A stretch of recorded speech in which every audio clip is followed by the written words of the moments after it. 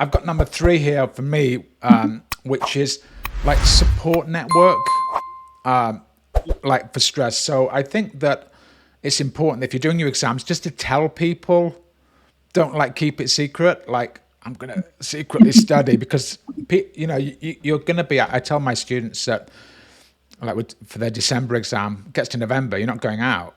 You're not going to be like, you're going to be working hard. It's going to be intensive. You're going to be like every hour you're going to be working, and build your support network. And that can be whoever, your friends, your family, your partner, other people studying the examination.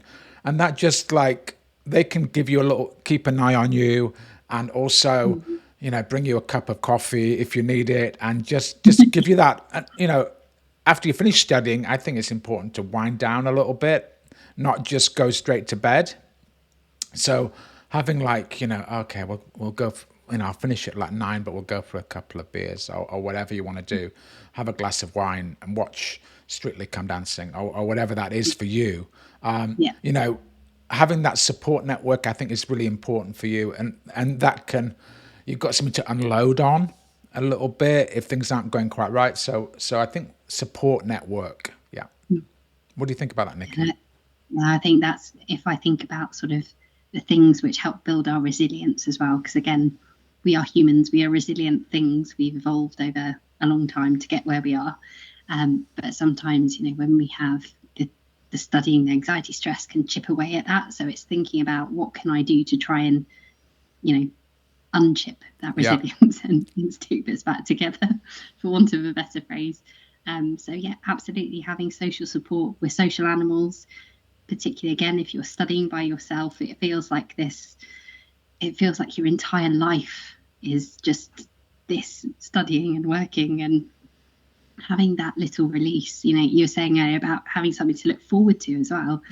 It can help with, yes, you've got to get through work and studying, but at the end of it, you're going to see your mate and maybe you offload it, maybe you have a bit of a rant or but then you've got that social part of it as well, because again, trying to minimize the amount of isolation that we can feel, which can lead into that sort of anxiety and stress.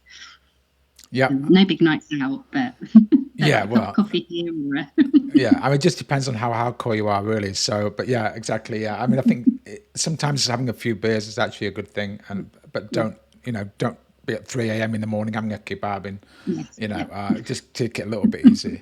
So that's number 3, the support network. What are you going to say for number 4, Nikki? I'm actually going to go with sleep. Sleep is which good. Might seem, I don't know, a bit counterintuitive, because obviously if you're really stressed, that might prevent you from sleeping. But trying to really, to the extent it's not adding to your stress, think about how you can get as much sleep as possible for you to feel rested.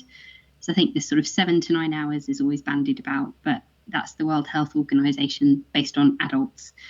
So you might need more, you might need less, but finding what that is for you, because again, if we don't sleep very well, it might mean that we're not consolidating the work we have done the day before. So afterwards you can feel, I still don't know what I'm doing, which can make you feel more stressed. It can also mean that you might, for example, your hormones might be a bit out of whack if you haven't slept well. So things like the hormones which tell you if you're hungry or satiated, your leptin and ghrelin, they might be out of whack. And so you might then just start kind of stress eating, or the opposite, not.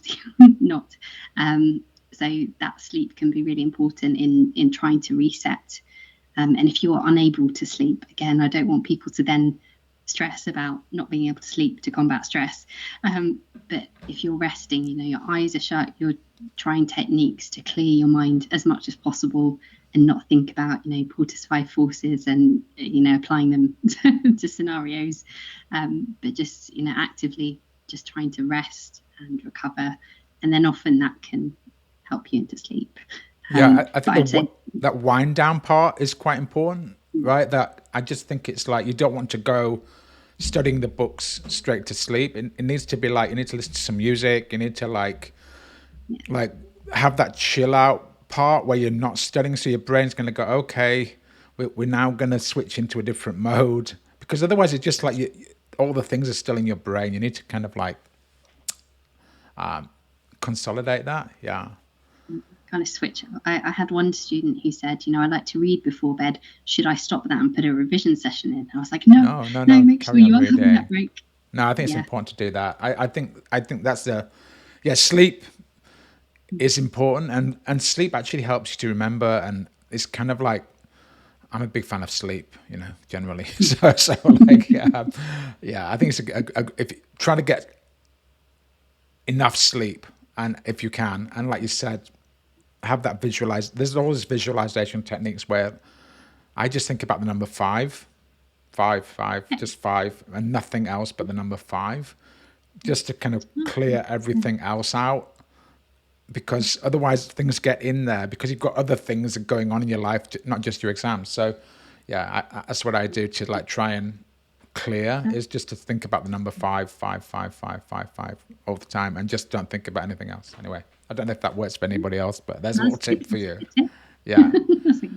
Okay, so and I think this one, I've got number 5, but if you want to do number 5, I think this ties in with your philosophy anyway, which is creating a realistic study schedule.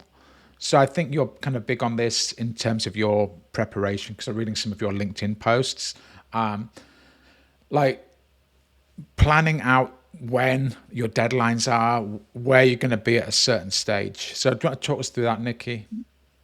Yeah, absolutely. So I think with plans, sometimes when we first start off, we might get our study materials, get so excited, and we're like, this whole week I'm going to study when I'm not at work, or, and we might have this really elevated idea of what we're able to achieve. So when I'm working with students, the first thing I say is, okay, get some paper. You can sort of have your timetable out each week. So set out some slots on just a Microsoft Word document, a table, print it out so you can see week 1, week 2, however many weeks it is until your exam. As you say, what work deadlines do I have coming up? Are there any family birthday parties or weddings or those kind of nice events that, to the extent it's not on your exam day, you want to still be able to do those things. And then going, right, what time do I then have left? And then trying to be as realistic as possible about when you can actually study. Because once you've got that, and it doesn't have to be perfect, I remember when I used to study, I might spend hours trying to get the perfect schedule, but life's too short. So just have an initial plan, then start to look through your topics. And again, on your course, I'm sure you have it all set out beautifully, what is for each week. So again, if you've got that resource, that really helps to determine, okay, this week I'm looking at this topic, or these sessions are going to be here. And then the other thing I really encourage is, once you've got that plan, see how it goes for maybe a couple of days or a week. And if things are not working, change it at that point. Do not wait until you've got 10 weeks down the line and go, oh yeah, that I was never going to do that because I don't wake up at 6 a.m. So that was always going to be a session that I missed. So thinking about things like, when do I work best? When do I realistically have time? I used to put things, for example, at lunchtime and think, oh yeah, I'll just do like a lunchtime revision session. But ultimately there would be a client deadline, or a client would want a call at that time. So actually then I moved it to, and don't judge me on this, to like 4 or 5 in the morning, so that I would get all my revision done before work, and then I'd go to bed ridiculously early after having that day. That's brilliant. Yeah. I'm all for. There's actually a thing called circadian rhythms as well, which is like, when is the best time for you to study? And like, I'm definitely a morning person, and like, I can do a lot of great work in the morning. Afternoon, I'm absolutely helpful, which was not great for my career as an accountant, where you've got to kind of work in the afternoons. But morning, I'm a very much a morning person. But you've got to work out what works for you. And I kind of, that 4 or 5 a.m. is good. And I think, a lot of people say to me that they've got like a kind of family life, and it's quite difficult to fit things in. But I think what I say to them is, just get up an hour earlier every day. It's not going to kill you. It's not for the rest of your life, but if you're just fitting that 1 hour when everybody's asleep and you're not being disturbed, is kind of the most rich and rewarding and learning time, because it's just like, nobody's disturbing you. It's quiet. The phone isn't ringing. The kids aren't screaming at you. And it's like, that's kind of very, if you do that every day, by the end of the week, you've got 7 like really intensive and productive hours in the bank, which you wouldn't have had anyway. And it's like I say, it's not for the rest of your life. Just do it for a month on the revision, you know. You can do it that way. Yeah. So that's our top 5 there. And if you want to get in touch with Nikki, she will now tell you how to get in touch with her and what kind of services she offers. Yeah, no, thank you. So I'm always on LinkedIn, as Marty has said, probably more than I should be. So Nikki Richmond, FCA, CTA, you'll find me there. And I offer all kinds of things at the moment, lots of tuition and learning courses as we get to the tax exams, but also more broadly, revision techniques, well-being, and applying those to your studies. Yeah, thanks, Nikki. And if you search for Nikki Richmond on LinkedIn, and please connect to her on that, and you'll get all the like daily kind of stuff coming in there. And if you're doing your ICAW tax exam or your other tax exams, it's a great opportunity to like benefit from a vast experience of doing tax stuff for corporate clients. I'll put a link in the description of the podcast.